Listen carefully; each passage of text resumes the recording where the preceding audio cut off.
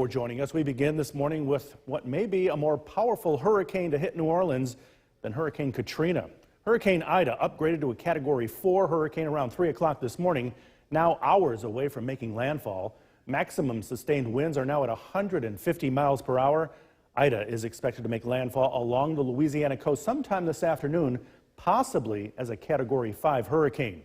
Now, Cuba is now cleaning up from Ida's devastation there. The storm damaged plantations, ripped up trees, flooded agricultural areas, destroyed electricity grids, and damaged roofs. No fatalities have been reported. NBC's Sarah Doloff has more on what's been done here in the U.S. to prepare for the worst Ida has to offer. Hurricane Ida closing in on the U.S.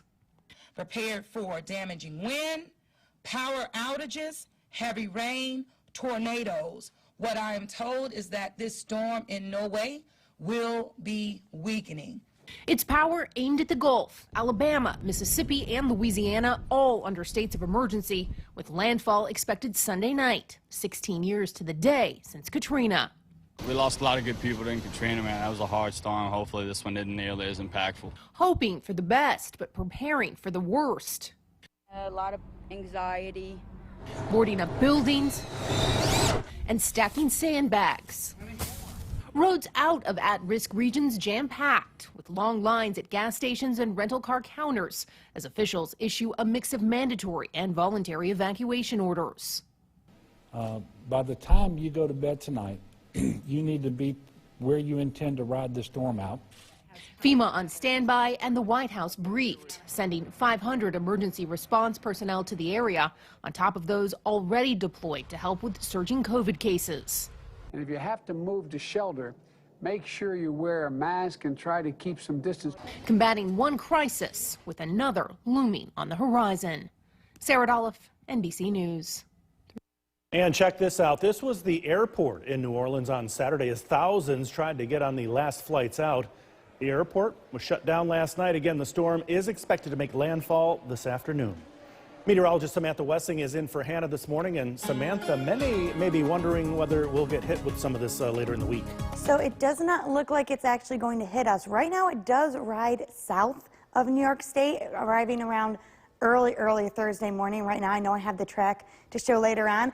But as of right now, as long as it stays on this track, the majority of it goes well south of New York State. Yeah, sigh of relief there, hopefully. I know, big, especially for here. I mean, we've been seeing a lot of rain here, so any heavy rain still here could be detrimental to some areas. Exactly, but here today, not looking to be too bad. We are dry on that Storm Tracker 2 live radar. We do have the risk for showers later on throughout the day today. Clouds just really sticking with us this morning. We're sitting at 71 degrees. We will feel that heat a little later on in the day, that humidity as well. Again, remember, we're not going to really get that relief until we reach the middle of the work week this week. Temperatures this morning, 69 in Level, 72 in Westmoreland, 67 to begin the day in Cooperstown.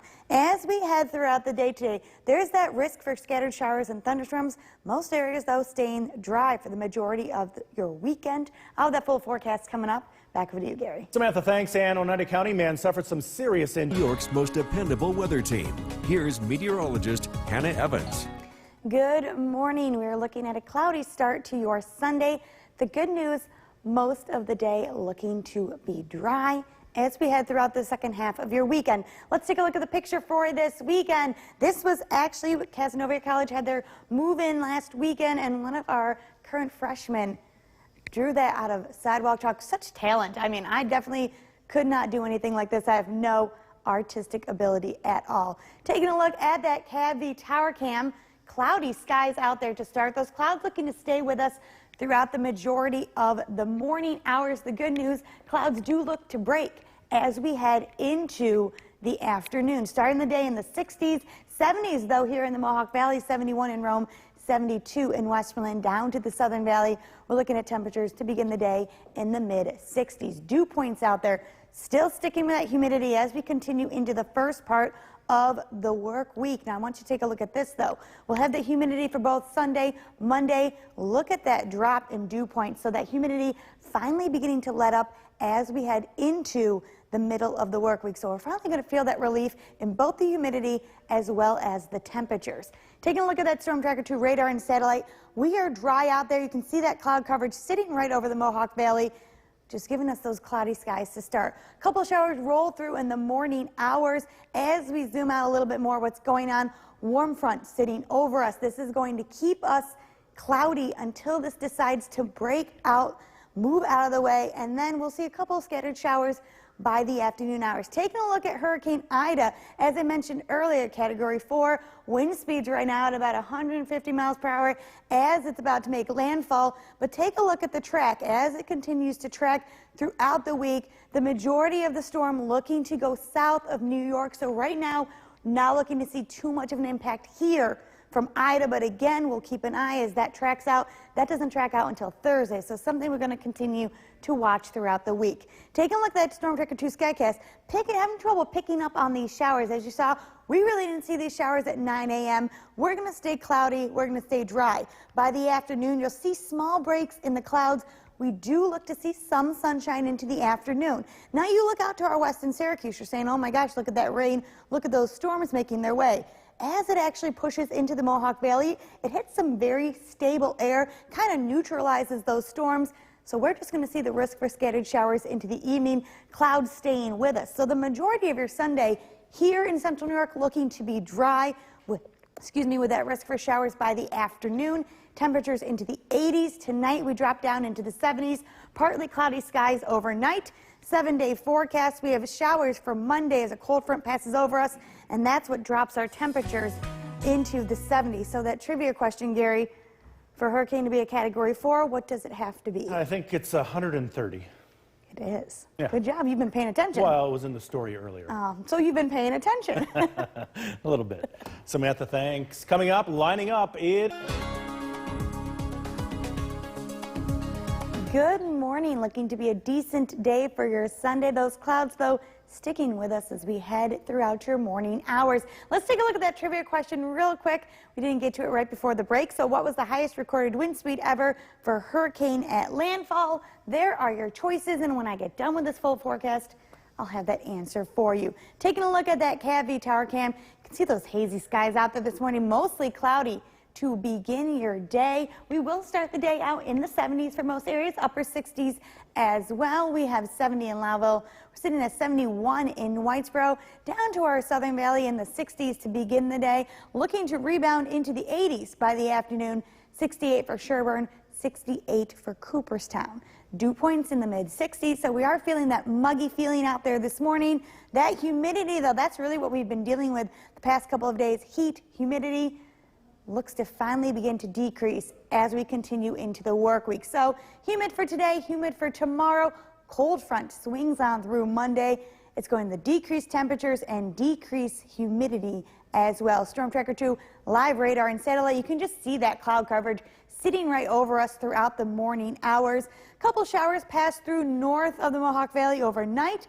Dry right now. Warm front sitting over us. This is what's going to keep those clouds in play. Once that lifts over, we'll begin to see some peaks of sunshine by the afternoon, but we do run the risk for scattered showers in the afternoon and the evening, but I'm going to stress the majority of your Sunday staying dry. Let's take a look real quick at what's going on with Hurricane Ida down to our south in Louisiana, about to hit landfall at around 150 miles per hour, making it a Category 4 hurricane. Now watch, though, as we track it throughout the week. It's looking to go south of New York State. Again, this is around Thursday, very early Thursday morning. So far, the track staying south of us. Still could see some light rain, but we're going to keep an eye on that track again as we continue throughout the week, a couple days before it even makes its way to the northeast. Now, Skycast, for some reason, picking up on those showers in the morning a little south of where they actually were. So we're just going to ignore those for right now. We're going to go with mostly cloudy skies as we head into the afternoon.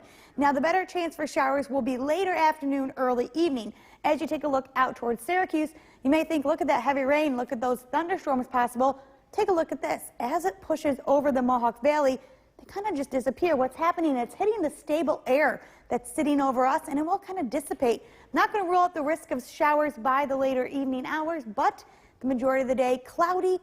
Peaks of sunshine by the afternoon, temperatures into the low 80s. Tonight we dip back into the 70s. Taking a look at your 7-day forecast, rain with that cold front expected on Monday, and then there's that decrease in temperatures back down into the 70s. Gary, what was the highest recorded wind speed ever for a hurricane at landfall? You know what? I think I'm 99.9% sure of this one. It is B, isn't it? Oh, you're just on point today. Only because I saw that little yellow line when we had our little technical glitch earlier. And normally you don't cheat like that, No. so no, I tried never. to look away. Samantha, thanks. Coming up, the terrifying moments that thank you for joining us. Hurricane Ida has struck the Gulf Coast, and it has struck hard, making landfall as a major Category 4 storm. Power is out tonight to the entire city of New Orleans. All this unfolding 16 years to the day after the tragedy of Hurricane Katrina. NBC's Jay Gray is on the ground in New Orleans with the latest there. Good evening from New Orleans. This city is getting pounded by Ida right now and has been for the last several hours. The wind has dropped off a bit, though it still comes in waves. The rain has not stopped and continues to pour. There is standing water in the French Quarter, which is the highest point in this city. We know that trees are down. There is no power at all in the entire New Orleans metro area. Buildings have had their rooftops ripped away. Glass has been shattered in windows here in the French Quarter. And we've still got hours to go with this storm. That's the latest right now from here in New Orleans. I'm Jay Gray. Back to you. Jay, thanks. Continuing our coverage tonight, here's reporter Daryl Forges, who filed this report a little bit earlier. Oh my gosh, I wish I would have evacuated. I kid you not. It's not worth it. It's not worth it. Hurricane Ida making landfall near Port Fortune, Louisiana, just shy of a Category 5 storm, and with sustained winds of 150 miles per hour at landfall. Ida is stronger than Katrina, which devastated the state 16 years ago Sunday. This is one of the strongest storms to make landfall here in modern times. More than 500,000 homes and businesses now without power. Those outages only expected to increase as the storm churns inland. The storm has slowed down, increasing the flooding potential and the length of the time winds will last inland. The New Orleans National Weather Service office reporting the water has gone over at least one levee. On the east bank of our parish, there has been some overtopping of the levee by our Scarsdale pumping station, and that has been a little concerning. We had ordered a mandatory evacuation. Louisiana's coastal parishes pummeled for hours by Ida, signs of the storm's devastating force. In New Orleans' French Quarter, Houma, Grand Isle, and in Golden Meadow, where extreme winds ripped roofs off buildings and took down power lines. And to the people of the Gulf Coast, I want you to know that we're praying for the best and planning prepared for the worst. In Baton Rouge, I'm Daryl Forges. And meteorologist Samantha Wessing is also tracking this hurricane. Samantha? Good evening. Most of those showers coming to an end right now, but we are looking at the risk for scattered showers as we head throughout the overnight hours. Let's take a look at that storm tracker 2 radar and satellite. As you can see, we are dry, we are clear for right now, but we do have more in the way of rain as we head closer to your Monday morning. Temperatures as we head overnight, those will be sitting in the low 70s throughout the overnight hours right on into the start of your Monday morning. But let's take a look at what you can expect. As we head overnight, clouds will build back in, so mostly cloudy throughout the overnight hours. Once we hit those early morning, that's when the risk for those scattered showers will begin. So your commute to work, you could see a shower or two then. They'll continue right on throughout the midday. After that, things do look to come to a stop and will be mostly cloudy by Monday evening. So it's not an all-day event, and they are scattered showers. Temperatures getting close to 80. I'll have a full look at what you can expect coming up for the start of your work week in my full forecast. Back over to you, Gary. Samantha, thanks. Military cargo planes were seen taking off from Kabul International Airport today in the closing days of the U.S.-led evacuation from Afghanistan. U.S. forces were working under heightened security amid threats of another attack. Military officials said that some gates of the airports were closed and other security measures have been put in place after the U.S. State Department warned of a specific credible threat. The bodies of the 13 U.S. soldiers killed on Thursday are now back home in the U.S. With more on that, here's NBC's Jennifer Johnson. President Biden and the First Lady paid their respects to the 13 U.S. troops killed in Afghanistan as their remains arrived back in the U.S. The dignified transfer of the fallen soldiers was held at Dover Air Force Base, as the Secretary of State warns of possible additional attacks in and around the Kabul airport. This is the most dangerous time in an already extraordinarily dangerous mission these last couple of days. And so we will do everything possible to keep people safe, but the risk is very high. The president is still ignoring calls to extend the August 31st deadline to get Americans and Afghans who aided the U.S. during the 20-year war out of the country. It's going to be extremely difficult. We have very, very little leverage to extract additional Americans or Afghan allies from this landlocked country. Republicans have blasted the president since the attack cost the soldiers their lives, blaming the administration for the lack of security outside the airport. People have died and people are going to die because President Biden decided to rely on happy talk instead of reality. A U.S. airstrike targeted a vehicle carrying multiple suicide bombers in Kabul, eliminating at least one ISIS-K threat. But the security situation remains extremely dangerous as the State Department works to find a way to get the remaining Americans out of the country. Jennifer Johnson, NBC News, Washington. Back here at home, a pedestrian.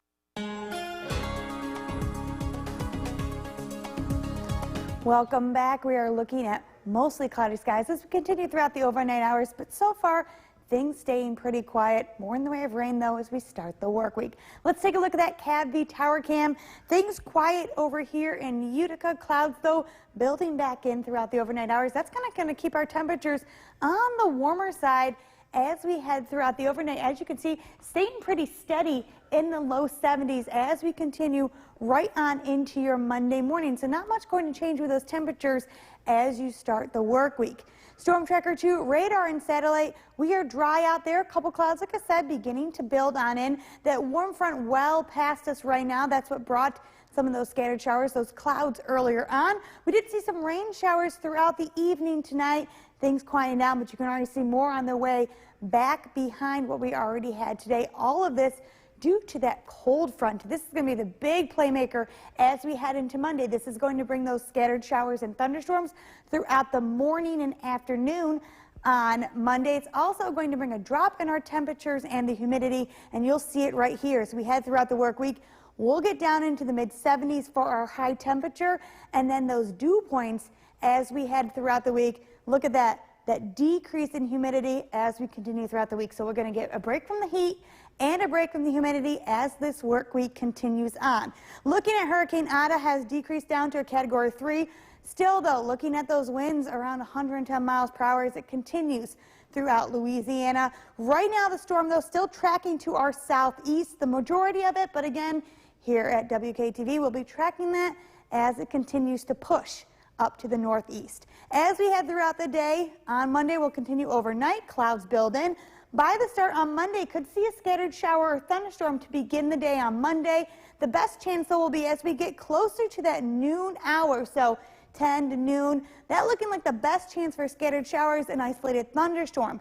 Once that cold front begins to approach us, passes over us, we dry out back behind it. Could see just a little bit of sunshine by the early evening hours.